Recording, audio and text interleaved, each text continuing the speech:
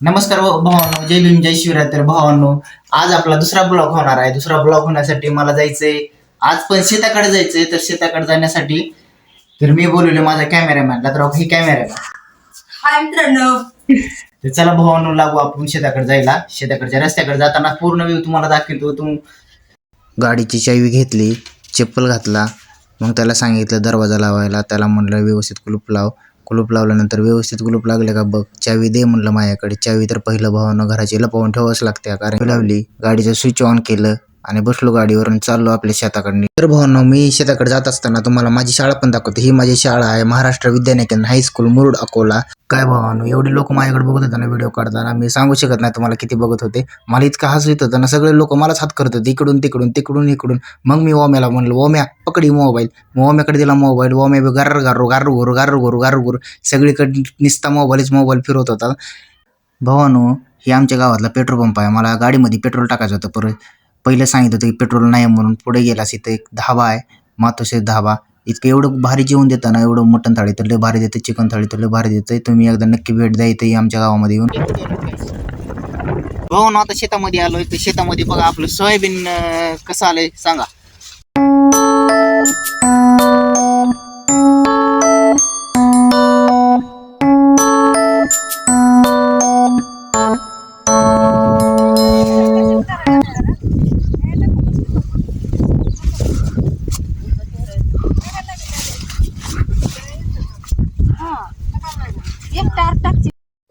आता इकडे सगळं झालंय,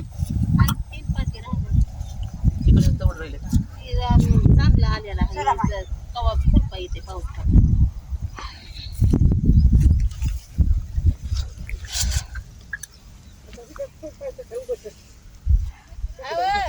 तिकडं असं आलाय की काळ्या भुईचं. ही काय कवा बी पाऊस पडल्यास येतंय खुरपाय.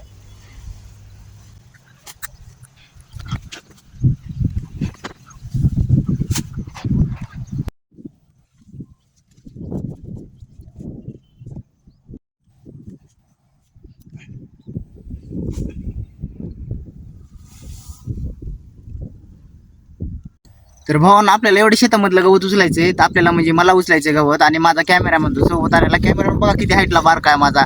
आणि इकडे बघा सगळा व्ह्यू कसला किती भारी आहे, काय नाही. आणि तेव्हा त्या कोपऱ्याला जी दिसतं का तुम्हाला, तेव्हा त्या कोपऱ्याचं पूर्ण इथे एक छोटंसं तळ आहे. आणि इकडच्या साईडला एक मोठं तळ आहे. आणि तिकडच्या पाठीमागच्या साईडला पूर्ण तिकडं खालच्या शेतामध्ये बायका गेलेल्या आहेत. तिकडं काही पाती राहिल्यात खुरपायच्या, आणि इकडे एवढं गवत आहे. तर मी देतो माझ्या कॅमेरामॅनला माझा कॅमेरा मोबाईल. ही कॅमेरामॅन आहे, किती छोटा आहे बघा. 7वीलाच आहे. हाय कर.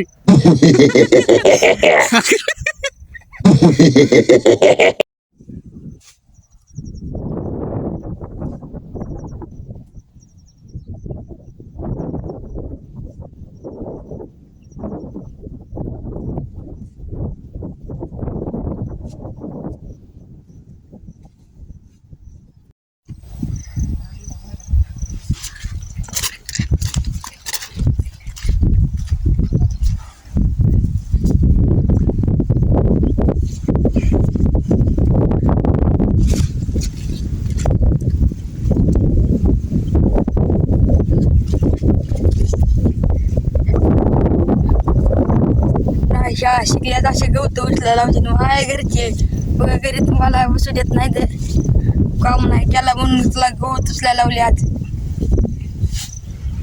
शाळा शिकायला लागते ह्याच्यामुळं. हा तर शेतात येऊन गवत उचला, म्हशीची दाळ काढावं लागते, वैरण चारा पाणी करावं लागते, गवत उचलणे पुन्हा बांधावर टाकणे.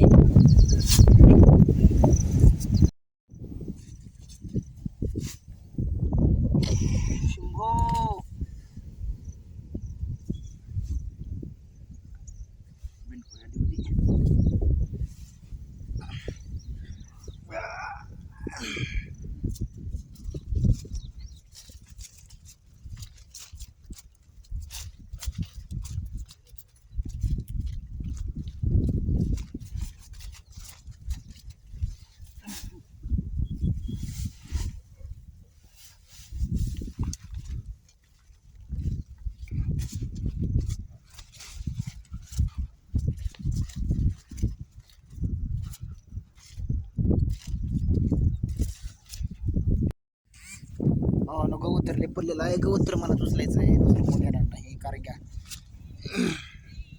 दिसायले का सगळं क्लिअर, गवत ना काय होतं आपल्या चेहरा. हो आणि इकडं तो ती साईडचं तळ आहे, तिथे विहीर आहे आणि ही चड्डीवालं पोरग आहे. आणि दुसरी गोष्ट एवढं गवत पडलं, एवढं गवत उचलायचं आहे आणि एवढ्या शेतामधलं पूर्ण सगळं गवत होय, गवत सगळं उचलून इकडे टाकायचं ह्या साईडला.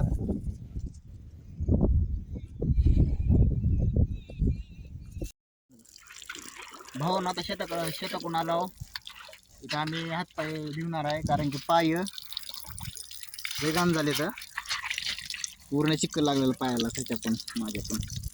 आणि इथं हे बघा पीर महाराजाचं मंदिर आहे. आणि हे जे वडाचं झाड दिसतंय ना तुम्हाला, हे जे वडाचं झाड दिसतंय ना, हे 200 वर्षापूर्वीचं आहे.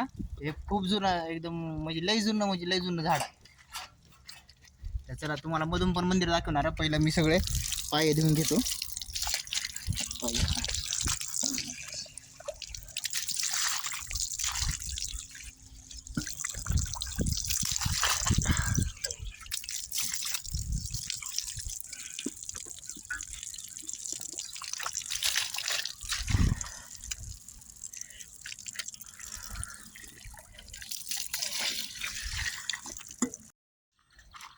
चला भवाना मंदिरमध्ये जायचं आता. चांदपीर मंदिर आहे, तर त्याच्यामध्ये जायचं पूर्णपणे हातपाय धुवून घेतले, चिकनाला लय घाण झालं ते गवत उचलून. आणि हे बघा मंदिरच्या एंट्रीला मध्ये जातानाच दारू पिऊ नये हे त्या चांगलं लिहिलेलं आहे. आणि हे बघा मंदिर. चला तर हे बघा मंदिरचा व्यू असा आहे. आणि तुम्हाला जे म्हणत होता ना मी 200 वर्षाचं जुनं झाड आहे, ते हे झाड आहे 200 वर्षाचं जुनं झाड, हे वडाचं झाड आहे. तर भावानं चला आपण मंदिरामध्ये जायचंय. चांदपीर साहेब की तो चारो दिन. चला भावानं तुम्हाला दाखवतो इकडचा व्ह्यू होता बाहेरचा.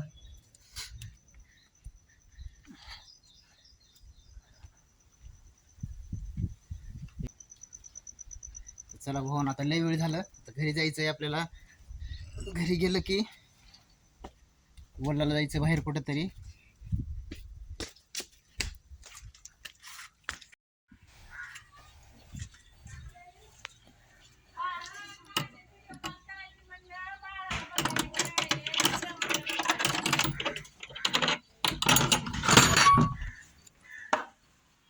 तर भावांना मी आता घरी आलोय, आपले शेतातले बी कामं सगळे झाले, तर बाहेरचे बी कामं सगळे झाले. तर तुम्हाला व्हिडिओ कसा वाटला कमेंटमध्ये मला नक्की सांगा. व्हिडिओला लाईक करा, शेअर करा आणि चॅनेलला मात्र सबस्क्राईब करायचं विसरू नका. तर आपण लवकरच भेटणार आहे पुढच्या व्हिडिओमध्ये. तर तोपर्यंत बाय.